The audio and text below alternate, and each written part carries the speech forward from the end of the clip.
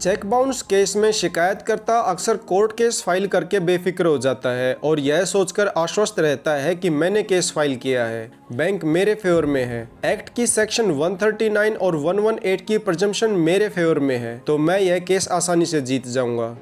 यहीं पर शिकायतकर्ता गलती कर बैठता है, या तो उसे पता नहीं होता या फिर उसे वकील साहब द्वारा बताया नहीं जाता। सेक्शन 138 चेक बाउंस का केस क्रिमिनल केस जरूर है, लेकिन यह टेक्निकल केस भी है। जितना आसान यह नज़र आता है उतना आसान है नहीं। दोस्तों, मेरी यह वीडियो शिकायतकर्ता और आरोपी दोनों के लिए है, जिससे शिकायतकर्ता यह जान सके कि उसे अपना केस कोर्ट के समक्ष मजबूती के साथ कैसे रखना है और कौन कौन सी गलतियां नहीं करनी है। दूसरी ओर आरोपी भी यह जान ले कि उसे शिकायतकर्ता की कौन सी कमजोरियों का बारीकी से फ़ायदा उठाना है और केस जीतकर आरोप मुक्त होना है। नमस्कार, मैं एडवोकेट नरेंद्र आपका स्वागत करता हूं आपके अपने चैनल लीगल बोल में।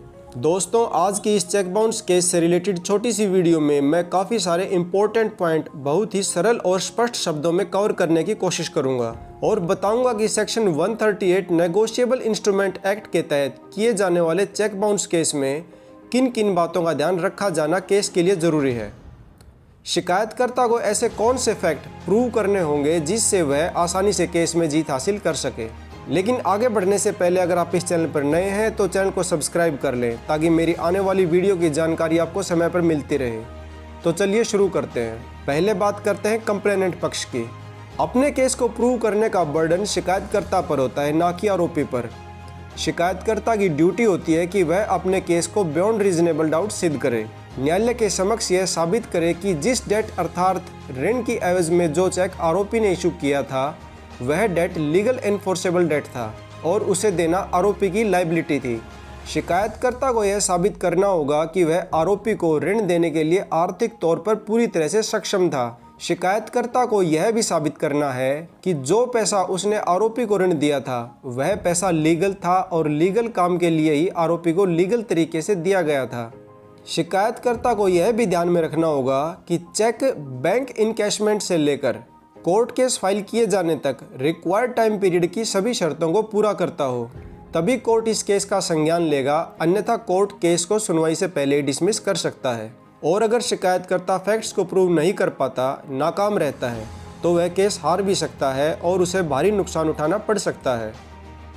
अब बात करते हैं अक्यूज्ड पक्ष की। दोस्तों, आरोपी को सिर्फ कंप्लेंट्स के फैक्ट में गलतियां पकड़नी है। शिकायतकर्ता के पक्ष में जो विटनेस हुए हैं उनकी स्टेटमेंट को कंट्राडिक्ट करके भी आरोपी अपना डिफेंस तैयार कर सकता है। आरोपी को ऐसी रेलेवेंट संभावनाएं कोर्ट के सामने रखनी है जिससे कोर्ट को यह लगे कि शिकायतकर्ता जो फैक्ट लेकर कोर्ट के सामने आया है वे सभी फेक हैं, फैब्रिकेटेड हैं। दोस्तों, अगर कंप्लेंट झूठे फैक्ट पर आधारित होगी तो शिकायतकर्ता के लिए अपने केस को प्रूव करना इतना आसान नहीं होगा। वह कहीं ना कहीं गलती जरूर करेगा और वहीं पकड़ा जाएगा। कई बार तो छोटी छोटी गलतियों के कारण शिकायतकर्ता सच्चा होते हुए भी केस हार जाता है, जिसका कारण रहता है फैक्ट्स को प्रूव करने में असमर्थ रहना।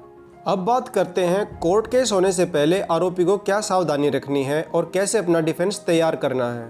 अगर आपका चेक किसी के पास है और आपको पता हो कि उस चेक का मिसयूज किया जाएगा, तो पहले आपको बैंक में जाकर पेमेंट स्टॉप करवा देनी चाहिए और चेक वापस ना लौटाने की स्थिति में पुलिस कंप्लेंट जरूर करनी चाहिए। दोस्तों, यह बात मैं फिर से दोहराता हूँ, विशेष ध्यान देकर मेरी बात को सुनिए और समझिए।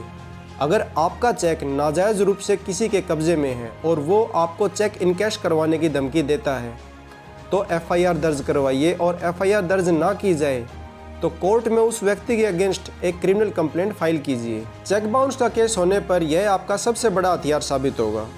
अब आगे शिकायतकर्ता चेक डिसऑनर होने पर अगर आपको लीगल नोटिस भेजता है तो आपको उसका जवाब जरूर देना है, लेकिन सोच समझकर वकील से सलाह मशवरा करके देना है। दोस्तों, अगर आपको मेरी ये वीडियो इन्फॉर्मेटिव लगी हो तो वीडियो को लाइक करें, शेयर करें, और अगर चेक बाउंस केस से रिलेटेड कोई भी जानकारी लेना चाहते हैं तो कमेंट बॉक्स में आकर पूछ सकते हैं। समय मिलते ही आपको रिप्लाई ज़रूर किया जाएगा। तो आज के वीडियो में इतना ही, मिलते हैं नेक्स्ट वीडियो में नई जानकारी के साथ।